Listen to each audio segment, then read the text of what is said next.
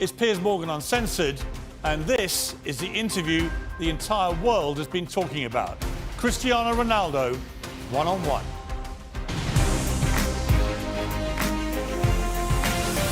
From London, this is Piers Morgan Uncensored.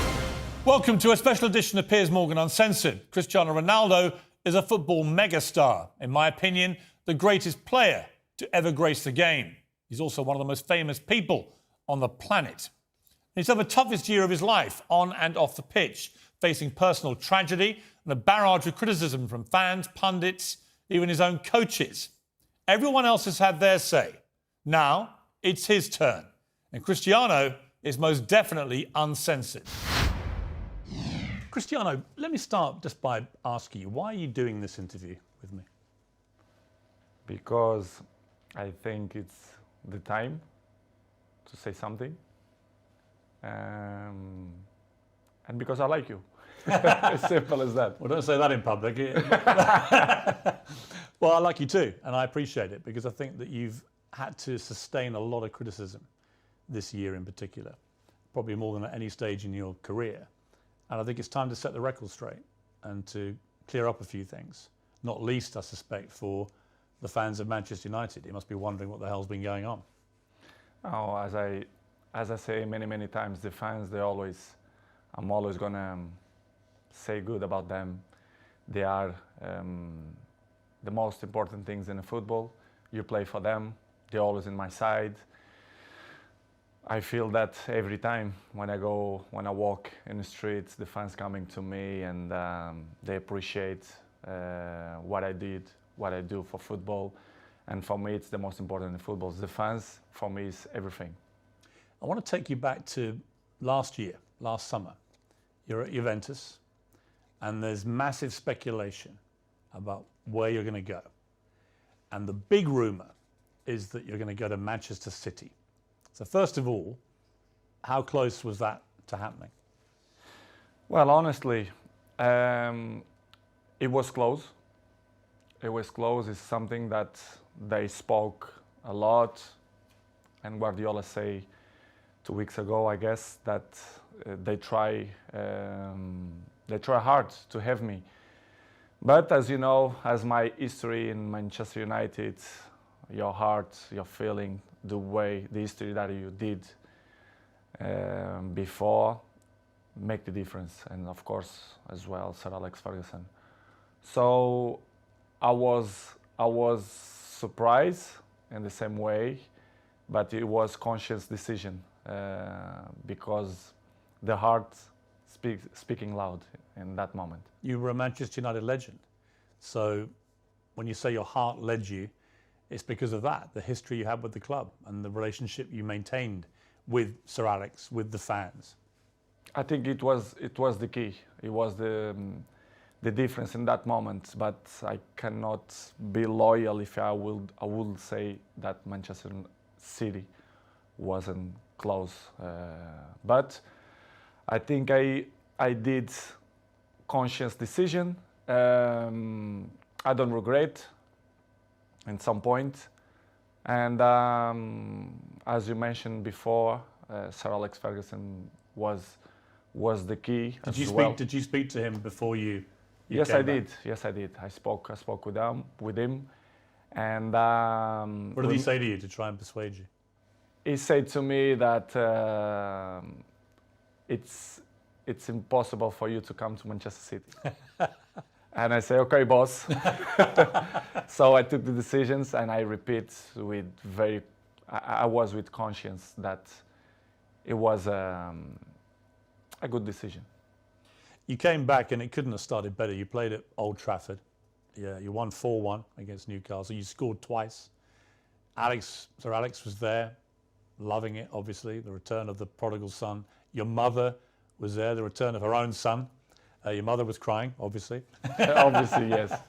But what a comeback. How did that feel that day when you came off the pitch? Well, that feeling was amazing, but not only the day of the game. I felt before the week before that everything changed. The world speak about me, Cristiano, back home, back where they belong, so it was a special moment to be back to Manchester United, to perform for our fans, and of course to score 2 goals was the best welcome that I received in Old Trafford. It was a memorable day and unbelievable day too. The Viva Ronaldo chant went up. Yes, Viva Ronaldo. You like hearing that? Be back. Of course I did. Yeah. As I told you before, the fans for me, they are everything. 2 things happened, I think, within 24 hours of you re-signing for United. One, you broke the all-time record for shirt sales in 24 hours. You actually beat a guy called Messi at PSG. You must have been happy about that. Of course I do. As you know, I don't follow the records. The records follow me. So it's good. Another one in my book. And the other one was the Manchester United tweet announcing that you were rejoining the club was the most tweeted or most liked tweet, I think, in Twitter history. It's good. As I told you before, it was a good moment. Nobody expect, because things change around, in my opinion, in 72 hours, which is you plan, or they spoke, not only Manchester City but other clubs too, spoke about your name, that you will change Juventus for another club. But Manchester United wasn't there, wasn't in that pot of that teams, but surprised everybody, even me, to be honest. After a few weeks, things weren't going well at Manchester United. The club just wasn't firing. And in the end, Ole Gunnar Solskjaer, the manager, got sacked. And that's within like 2 months of you coming back. What were you feeling about what was going on at United? And what did you feel generally about the club itself and the state that the club was in compared to when you'd been there before? Piers, to be honest, when I signed for Manchester United, I thought everything was changed, because it's 13 years that I changed. I was in Real Madrid 9 years and 3 in Juventus. And when I arrived, I thought everything will be different, you know, the technology, the infrastructures and everything. But I was surprised in a bad way, let's say in that way, because I saw everything was the same. And Manchester, it wasn't in that moment that, as you mentioned, that Ole was sacked. Michael Carrick, he assumed the job for 2 games, Villarreal and Chelsea away, and everything was so fast, but surprised me a lot. Instability in the club,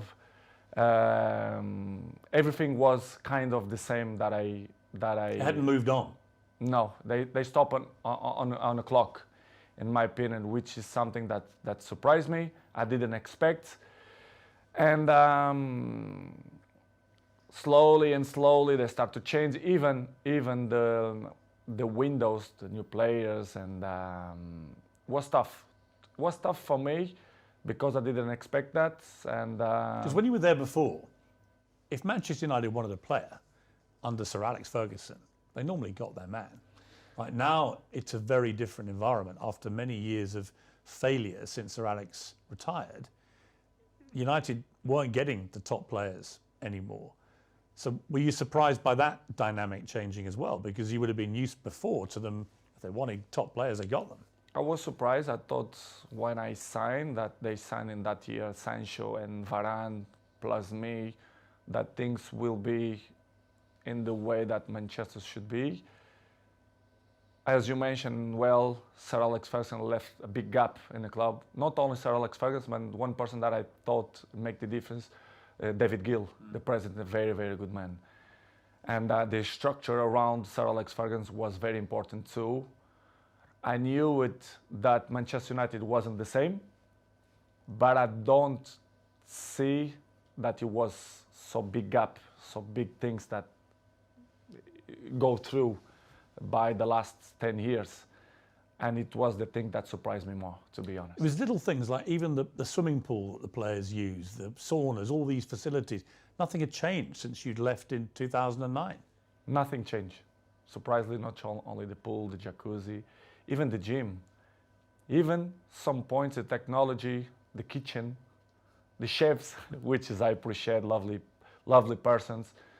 they stop in a time which is it surprised me a lot. I thought I will see different things, different, as I mentioned before, technology, infrastructure, but unfortunately we see many things that I'm used to see when I was 20, 21, 23, so surprised me a lot. You'd also, of course, as you said, you'd been at Real Madrid and Juventus, where you saw them moving all the time to progress with technology, the latest thing, to improve performance levels. So you were able to compare what you'd experienced there with what was not happening at United. In United, the progress was zero, in my opinion. To compare with Real Madrid and even Juventus, that they follow the recent world. So the technology, especially the terms of training, nutrition, and conditions of eat properly and to recover better than before, surprised me. Manchester right now, to compare with that club, I think it's behind, in my opinion, which is something that surprised me. A club with this dimension should be in the top of the tree, in my opinion, and they are not. Unfortunately, they are not in that level, but I hope the next years they can reach to be in a top level. Up next, Ronaldo's scathing verdict on what's gone wrong at Manchester United.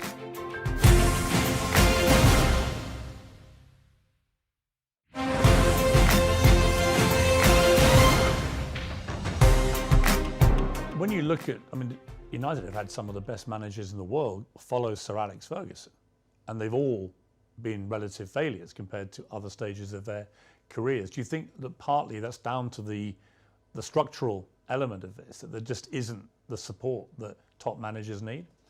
I don't know what's going on, but since the Sir Alex Ferguson left, I saw not evolution in the club. The progress was zero. For example, you have an interesting point that how the club as Manchester United, after Ole, they bring sport directive Ralph Rangnick, which is something that nobody understands. This guy is not even a coach. A bigger club like Manchester United bring sport directive, surprised not only me but all the world. You know. Well, it was a ridiculous decision, wasn't it? Of course, in my opinion, you have to be honest. If you're not even a coach, how are you gonna be the boss of Manchester United? It's something that I should see that Manchester is not followed not the right way to reach successful like other teams, like for example Liverpool or Manchester City, Chelsea. They are one step behind or two because of this kind of mistakes. In my opinion, they should improve and change probably the staff or the people, the directives or presidents. I don't know who is the problem there, but since did it show a lack of ambition to you when they replaced Ole Gunnar Solskjaer, who a lot of fans liked, but he obviously wasn't delivering the big titles that United wanted and were used to. But to appoint someone like Ralph Rangnick, I mean, I'd never heard of him. And I'm thinking if had you heard of him? No, of course not. You'd never heard of this guy? Nobody, and the people who I speak, nobody knew who is him. So. Suddenly did you call him the boss? Of course, I respect. We have to call because he assumed the job. Regardless, all the coaches that I had in my career, I call them boss because if they assume the job, we have to call in that way.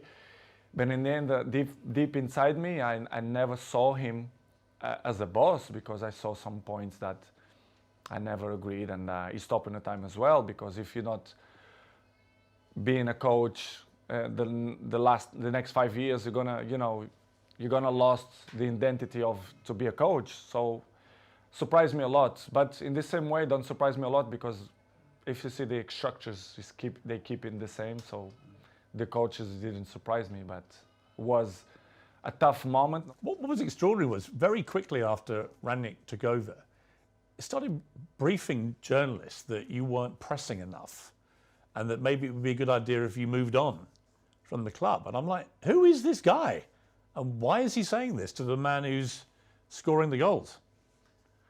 To be honest, Piers, it's something that I don't understand. It's the new coaches that coming around, they think they find the last Coca-Cola in the desert, which is I don't understand. The football there invents many years. So, but I respect any coach have a different approach, different opinions, different mentality, but kind of some points that you not agree. So I'm always like that in my life.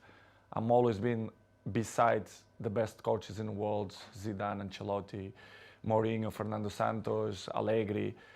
So I had kind of some experience because I learned from them. And when you see some coaches that they're coming, that they want to revolution the football, I not agree. I have my opinion. They agree or they disagree, but it's part of the business because in the end of the day, I'm in a club to win. And with my experience, I want to help, like always. And some coaches that don't accept. And, it's part of the job. Did he know what he was doing, Rangnick, or not? At a club like United? No, they don't. They knew the club very well, but they don't know the dimension of the club inside, the history of the club, which is for me surprised me even more, which is when the soccer Ole Solskjaer, you should bring a top manager, not sport director. Did you think it was right to get rid of Solskjaer, or would you have kept him on? Well, it's not. I love Solskjaer. I think he was a top person because what I keep inside my heart, it's the heart of the persons, and Ole for me is a top person. Coach, of course, he wasn't. He didn't look for what he wants. It's hard to assume after Sir Alex Ferguson, but I think he did a good job. For sure, he need more time, but I'm never doubt that he's going to be a good coach in the future. But it was a good experience. I was so pleased to work with him, even a short period. What about the younger players and specifically their mentality? Because it seemed to me, just from what I was reading, when you were originally at Manchester United as a young 18-year-old, that you had huge respect for the older players, the Keanes and these guys in the dressing room, and you would soak up their experience, their wisdom and so on. Did you get that same respect, do you think, from the younger players? I don't mean that they don't respect the experienced players or the oldest players. I don't think that word is the best one, but they live in a different era. I can see my kid, they have 12 years old. The mentality, they are not the same. They are not suffer that. What's the difference? The anger. I think the anger. I think that they have the things more easily. Everything it's easily. They don't suffer. And I think they don't care. I don't mean only a few in Manchester United, but all the teams, all leagues in the world, the youngers, they are not the same of my generation. But we cannot blame them because it's part of the life, the new generation and the new technologies that avoid, they distract them for another thing. So, but they are not the same. They listen, but this is why we have 2 years. You listen from one side and they go away from another side. So don't surprise me, but in the same way, it's a little bit shame because if they have the best examples in front of your eyes and if they don't at least copy what you did for me, it's kind of weird because I remember when I was 18, 19, 20s, I'm always look to see the best players, Van Nistelrooy, Ferdinand, Roy Keane, and Giggs. This is why I have the successful that I have and longevity, because I take care of my body, my mentality, my head, because I see these guys and I learn from them. When you try and give advice to these younger players, what do you say to them? What do you try and guide them to be like? I think the best advice, I'm not the kind of guys to like to give advices. I prefer to be as example.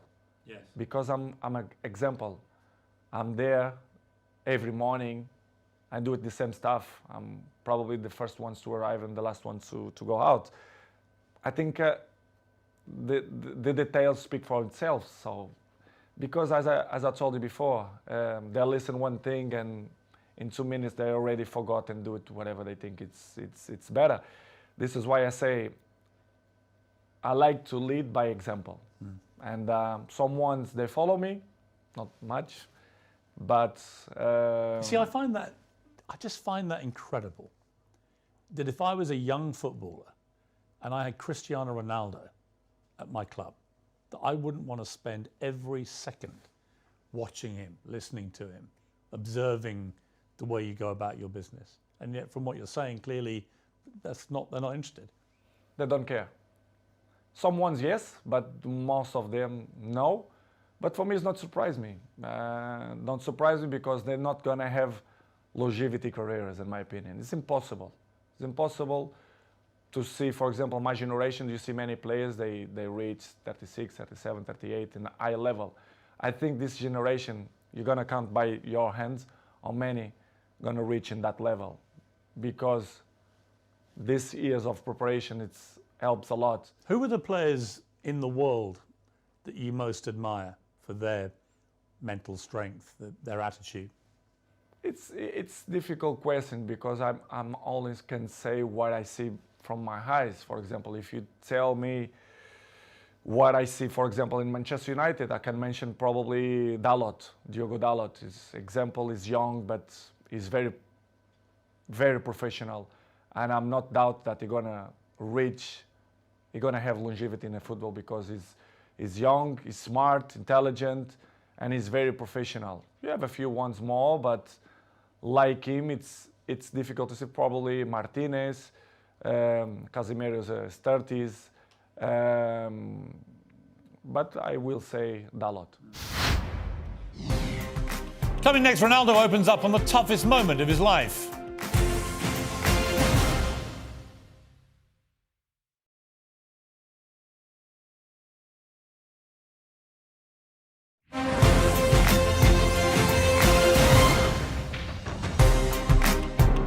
So Rangnick's come then, it's your second manager, it's not working, the results aren't great. You're still scoring goals regularly for Manchester United. You're about the only one who is.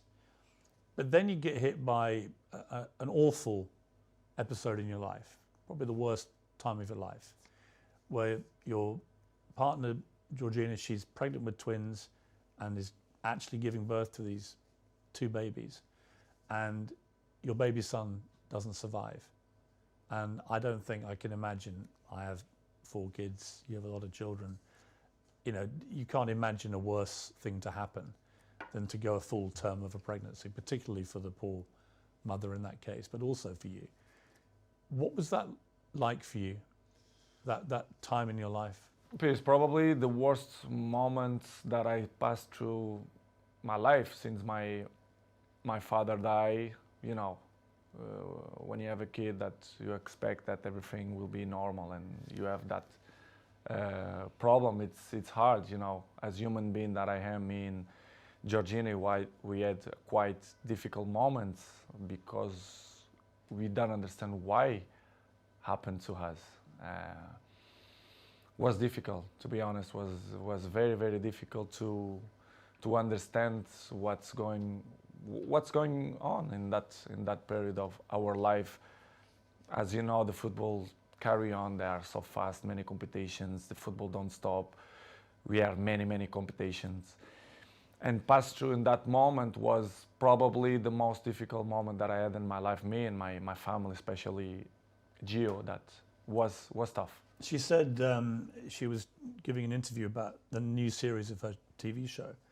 And she said in an interview, a big piece of my heart shattered. And I asked myself how I could carry on. I had the answer nearer than I thought. I looked into the eyes of my children, and there I saw the only way of doing it, being all together. Yeah, I saw too. Yeah, this is why what we did. I grew up my family, especially Gio, and we had the difficult moments, but we said, listen, we have more kids. We have one that born, Bella. that we have to be happy too. I mean, such a difficult situation again, where you're mourning the terrible loss of your little baby boy, but also celebrating the birth of your beautiful daughter. I try to explain sometimes to my family and even my close friends. They say, I never felt to be happy and sad in the same moment. Yes. I never felt. It's hard to explain. So difficult. So difficult. It's, you don't know if you cry or you don't know if you smile. Yes. Because it's something that you don't know how to react. You don't know what to do, to be honest. And of course, I remember very well that I look like, I don't know the word that to define what I felt in that moment, but it's crazy feelings, it's crazy emotional. But as I told you before, I have to hold that we had at least Bella, yes, which is the most important. One die and one survive, but it's difficult to explain. How did you explain it all to your other children? They must have been so confused about it. In the beginning, Gio arriving home and the kids start to say, where's another baby, where's another baby? Of course, Cristiano, I had conversation with him in the day, because he's 12 years old, he knows, he understands everything. And I had a nice conversation with him. We cried together in his bedroom, and he explained, and it's kind of, he didn't understand. He understand, but in the same way, he was a little bit confused. The other ones in the beginning, in the table, the kids start to say, Mom, where is the other baby, blah, blah, blah. And Gio, in the beginning, they start to say, because, you know, she had a little bit belly, because they had two, it's hard process. And after 1 week, I say, you know, let's be frontal, let's be honest with the kids. Let's say that Angel, which is the name, they go to the heaven. It's better to say in that way. Yes. And we start to use in that way. And the kids always understand when we had shots in the table, and they say, Daddy, I did this for Angel, and they point out for the sky, which is I say, and I like it the most, because you know it's part of the lives, and I'm not gonna lie to my kids to say the truth, which was a difficult process. But in the same way, I become more father, more friendly of them. They become more close to his daddy, especially me with Georgine as well. Yeah, I was going to ask you that, because these things, they can make or break relationships, because the grief can be so intense. It can drive couples apart, or it can bring them closer. In my case, it was better in that way. I become more friendly of Gio. I was of course friend, but I see more lovely for her and for my kids, and I start to see the life with a different perspective. You understand, which is coming the point of, if you're gonna ask me for sure, the pre-season moments. Yes. For example, why I didn't go to the pre-season. Yes, I'm going to come to that. Yeah. But it was just to finish in that chapter was the most difficult moment. The last, since my dad died, it was this moment that I passed through the last 6 months. Do you feel your son is with you in spirit? Do you feel For sure. For sure. His ashes is with me, like my daddy. They are here in my house. Yes, yes. It's something that I want to hold for the rest of my life. I'm not thrown to the ocean or to the sea. I keep with me. They are next to my daddy. I didn't know if you check. I have a small church down, and you do? Yes, I do. Like a little chapel. Yes, chapel, and I keep my daddy and my son. Do you talk to them? Yes, I do. I talk with them every time, and that they are in my side. They are, they help me to be a better man, to be a better person, to be a better father. And it's something that I'm really, really proud, that the message that they send me, especially my son. Amazing. You had an extraordinary reaction from football fans, obviously from Manchester United, but I think you must have been just so surprised by the outpouring of not just support, but Liverpool fans sang on the 7th minute of their next game, "You'll never walk alone." The Kop, the great infamous enemy of Manchester United. What did you feel when you heard that? I never ever expect that. Never. I had the opportunity now to say all English community, thank you a lot for that kind of that they had with me, not only Liverpool, but all England. I felt I was at Arsenal when you played, and on the 7th minute, the whole crowd I were received applauding you. a letter from the Queen family as well. Really? Yes, I do. Which is his From the Queen herself? Or? yeah family, Yeah. and surprised me a lot. Offering their condolences. Yes, Wow. unbelievable. This is why I say I respect a lot the English community, English people, because they've been very kind with me, and in that difficult moment on my life was spectacular. The way they treat me and my family in that difficult moments. I should say straight to the crowd and thank you to the all English community that helped me in that moment. When the Queen sadly died in September, you posted a very nice tribute to her. Was part of the reason because of what they had Of course, been like with you? of course, they've been so kind of with me, and this is why I did what I did. But it was unbelievable moment. I'm never ever gonna forget that moment. You have a little girl, Bella. She's 6 months old now. Must be a great joy amid all that terrible sadness. Unbelievable. It was another member in the family. They are the shine of the house, and we are so proud. Me, Georgina, and all my kids. They are very very proud for them. They are spectacular. A beautiful girl, and we are so happy. We are so happy. We are happy fathers. You're going to have more?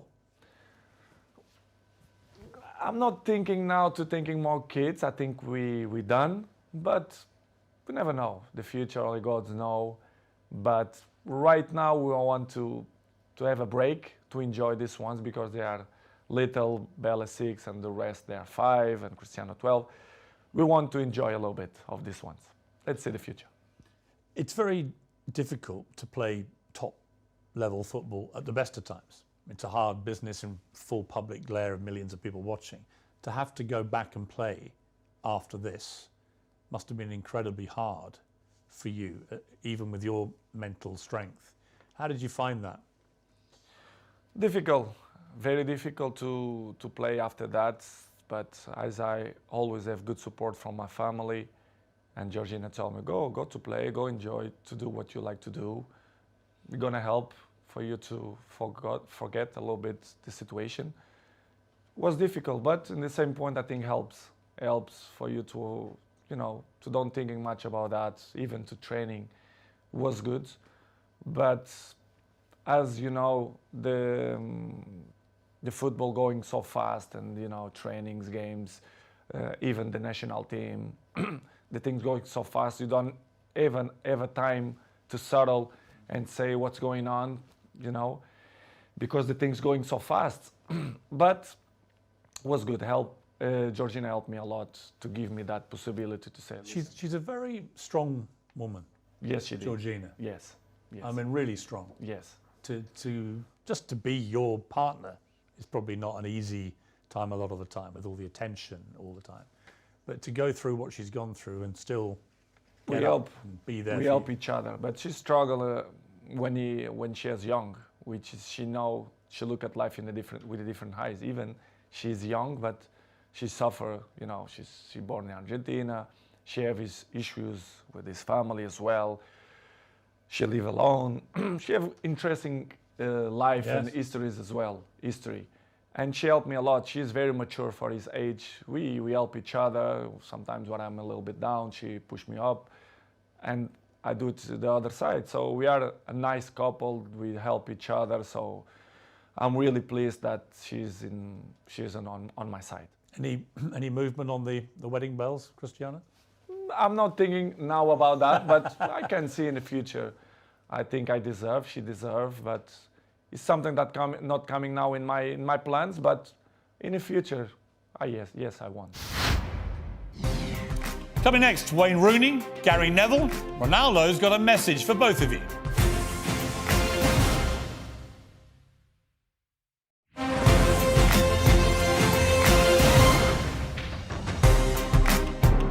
Four days after this terrible time in your life, United get a new manager, Erik ten Hag. Did you know much about him? A little bit through Ajax, the job that he did for Ajax. You end the season with 24 goals for Manchester United, including 18 in the Premier League, 6 in the Champions League. You were second in the Golden Boot for the English football. I mean, by any normal yardstick, that's an incredible performance. And yet you were still getting criticised. It was almost like, well, it's got to be your fault, even though you scored all the goals. Were you as bemused as I was that you were becoming the focal point for the criticism? I think it's easy to point out when you want to cover other things, to point out Cristiano Ronaldo. It's easy. Everyone know that press, they wanna put me in the first page because they know they will sell more, the interesting will be different. And I'm used to live like that because, you know, I was 37, I know and I learn many things. When you are in the down of the wave, when you are in the top of the wave, you don't realize and you don't see things that you don't see before, which is I appreciate, to have bad moments, to see which people is in your side, who criticize you more, because they're looking for that.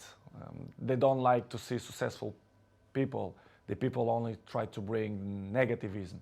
And I felt the last 4 or 5 months that not only for me, but even for my family as well, for Georgina, especially around the world, the press criticized me even more. Sometimes I don't understand why. Even Portuguese press, that they criticize me a lot. I don't understand, but I still believe that the jealousy is part of that.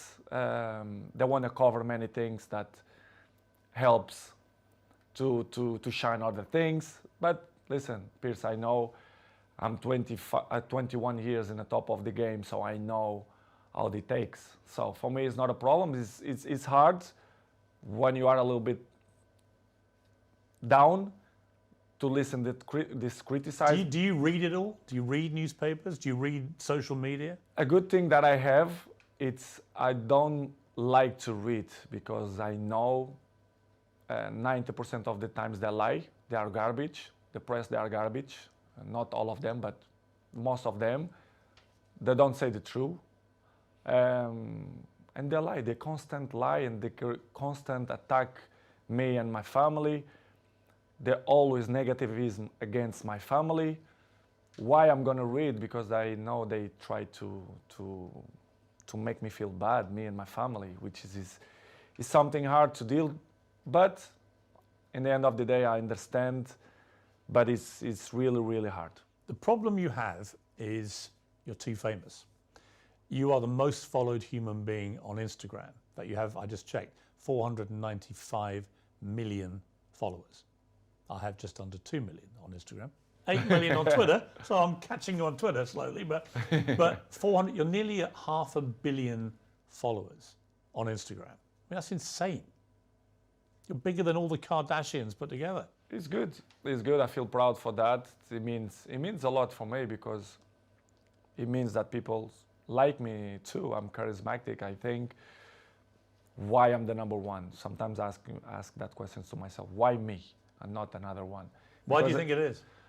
To be honest, not just only because I play good football, because everyone knows, but I think the rest is relevant. You have to be charismatic. People have to feel some connection with you. I think to be good looking helps too. I have the same problem. Yeah, I feel the same way. To be honest, Piers, I don't know the real reason, but I think I'm charismatic and I'm a appetitive fruit. I don't know if we... A what? A fruit that people want to bite. Yeah. I don't know how you can say in English. Any particular fruit or? let's Nice say peach. strawberry. But I don't know the reason. I mean, what's incredible to me is the power you have. Appetite Appetite fruit. fruit. I don't know if it makes sense in English, but if it don't make sense, you learn. I'll research appetite fruit, yeah. Okay. I mean, I have a pinned tweet, and it's you telling me I have good abdominals, which is a very good observation. By the way. And it's only 10 seconds long. It's had 43 million views, this clip. So thank you. Because 43 million people have heard the guy who actually has got good abdominals tell me I've got good abdominals. But it showed me the sheer firepower you have in that world of social media. It's just extraordinary. Is what I told you before.